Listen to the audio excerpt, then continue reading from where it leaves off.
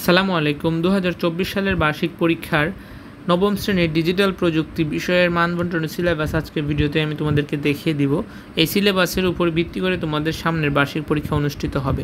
প্রথমে দেখো, ক্রমিক নাম্বার 1-এ শিক্ষণ অভিজ্ঞতা 2 থেকে দেওয়া হয়েছে যে সাইবার ঝুঁকি সম্পর্কে জানি, তথ্য নিরাপত্তা নিশ্চিত করি, 28 থেকে 70 পৃষ্ঠা।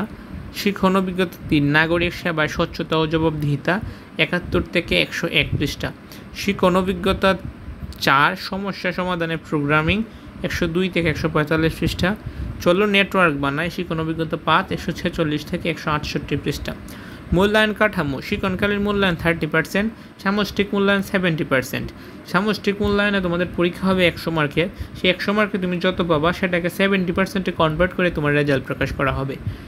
ব্যবহারিকে থাকছে শিক্ষণকালীন মূল্যায়নে 10 মার্ক, অনুসন্ধানমূলক কাজে থাকছে 10 মার্ক, শ্রেণীর কাজ অর্থাৎ দলগত কাজ, চক পূরণ, বাক্স পূরণ, ফ্লোচার্ট অঙ্কন, হ্যান ত্যান, এগুলোতে থাকছে মোট 10 মার্ক। সো এগুলো কিন্তু এখানে জাস্ট নমুনা প্রশ্ন আকারে দেখাই দিছে। এটা তোমাদের বইয়ে যতগুলো নমুনা কোয়েশ্চেন এবং এগুলো থাকবে প্রত্যেকটাকে তোমাকে করতে হবে, তোমাদের যার যার স্কুল ভিত্তিক। এখন আমরা সামষ্টিক মূল্যায়নটা দেখব। বহু নির্বাচনীতে থাকছে 15টি 15 মার্ক, এক কথায় উত্তর 10টি 10 মার্ক, সংক্ষিপ্ত প্রশ্ন উত্তর 10টি 20 মার্ক 2 মার্ক করে। তারপর হচ্ছে রচনামূলক প্রশ্ন দৃশ্যপটবিহীন 5টি থাকবে, 3টি তোমাকে দিতে হবে, 15 মার্ক। তারপর হচ্ছে রচনামূলক প্রশ্ন দৃশ্যপট নির্ভর, এখানে 2টা অংশ থাকবে, 4+4 8 মার্ক। প্রত্যেকটা প্রশ্নে থাকবে 8 মার্ক। এবার তোমাকে 5টা দিতে হবে 60টির মধ্যে, 8×5 40 মার্ক। এই হচ্ছে মোট 100 মার্কের তোমার প্রশ্ন।